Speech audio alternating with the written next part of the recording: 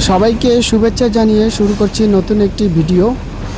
এটি সুন্দরবন এক্সপ্রেস ট্রেনটি Srinagar railway station ছেড়ে যাচ্ছে এবং আশেপাশে পাশ দিয়েই কিন্তু মাওয়া ফেরিঘাট যেটা রোড চলে গিয়েছে। অসাধারণ সুন্দর দৃশ্য, আপনারা উপভোগ করুন।